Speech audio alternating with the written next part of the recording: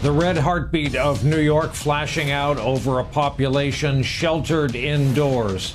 Good evening once again, day 1182 of the Trump administration. 202 days remain until our presidential election. At the White House today, nothing but rosy scenarios in the Rose Garden. The president says, quote, a lot of good things are happening. He is determined to start opening the country again. Today, he said 20 states are doing better. Then he increased the number on the fly to 29. That, of course, is well over half the states in our country. He said we're a country that's getting better, and he is going to clear some states to open, as he continues to call it, before May 1st. Where the states are concerned, he said, quote, we have the right to do whatever we want. In other news, and we'll have more on this in a moment, he says he doesn't know anything about his name needing to appear on those IRS checks that are going out. And he slipped a bit of news into today's briefing. The U.S. is about to send ventilators to Russia. As we let all that settle in, let's check back in with the real world, shall we? This was the deadliest day thus far for this epidemic in the U.S., with 2,492 new deaths. 2,492. Tonight, more than 32,000 Americans have lost their lives. And despite the self-congratulation at the White House, we have crossed an important milestone.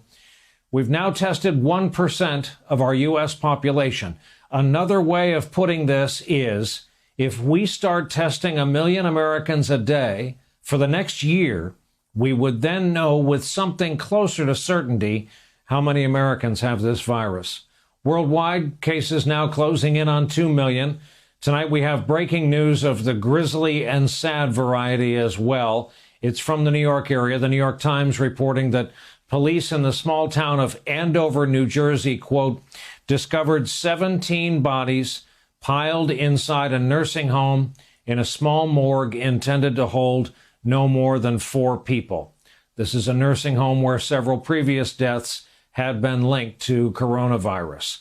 Today, the president spent a lot of his briefing blaming Senate Democrats for the vacancies in his administration, positions he says are critical to combating the spread of the virus. He urged the Senate to adjourn so he can use recess appointments to install nominees, a move that would no doubt provoke a confrontation with Congress, which is out of town until May 4th.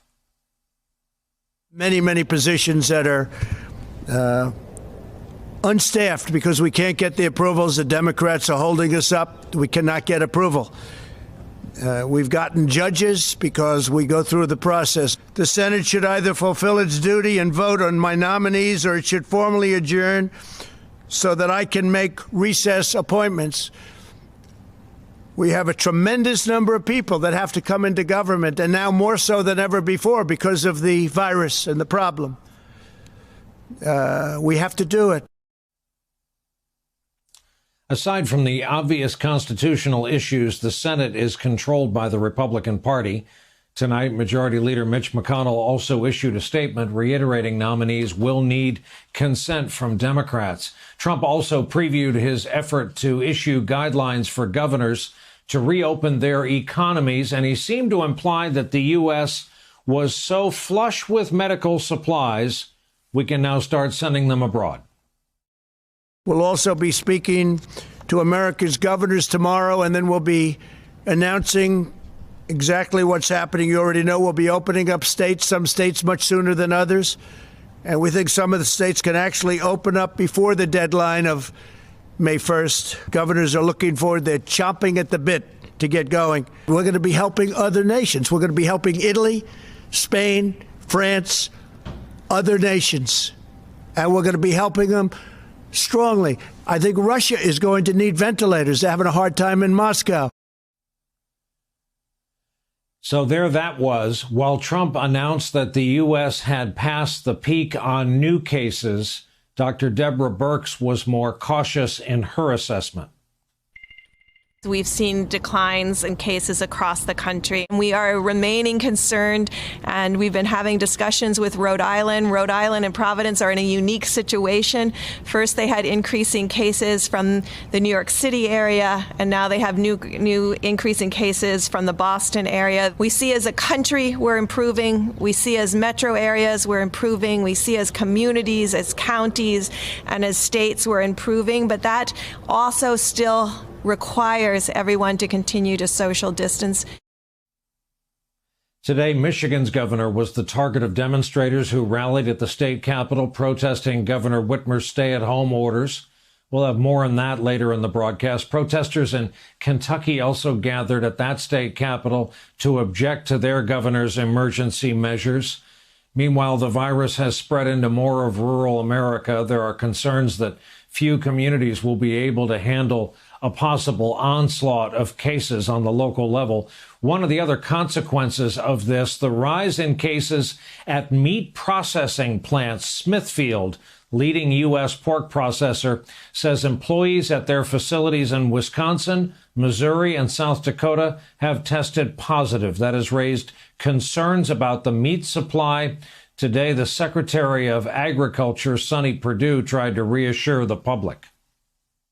There's been a lot happening this week. It's COVID-19 is impacting food processing facilities, as you know. For Americans who may be worried about access to good food because of this, I want to assure you the American food supply is strong, resilient, and safe. Meanwhile, millions of out-of-work Americans are in desperate need of help, and that number is expected to grow by about another 5 million when the new unemployment numbers come out tomorrow.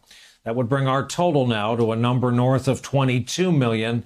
That would be more people than live in the state of Florida. Relief checks will soon be in the mail for those without direct deposit capability, and they will all have the president's name written on the checks. He was asked about that unprecedented move today. Why did you have your name added to these coronavirus relief checks? Well, I don't know too much about it, but I understand my name is there.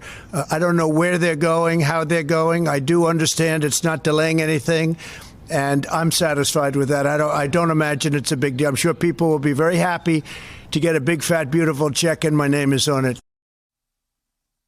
Help for small businesses also in peril. The Washington Post reporting the Small Business Administration was expected to run out of funds by day's end. Then there's this graph from the New York Times, a stark visualization of what's happening to the nation's retail and food sales. It's worse than any previous recession levels. Even as some Republicans are pressing the president to get the economy reopened now, it seems business leaders disagree. The president spoke with CEOs this afternoon. People familiar with the call telling the Wall Street Journal, quote, banking and financial services executives said the administration needed to dramatically increase the availability of coronavirus testing before the public would be confident enough to return to work, eat at restaurants, or shop in retail establishments.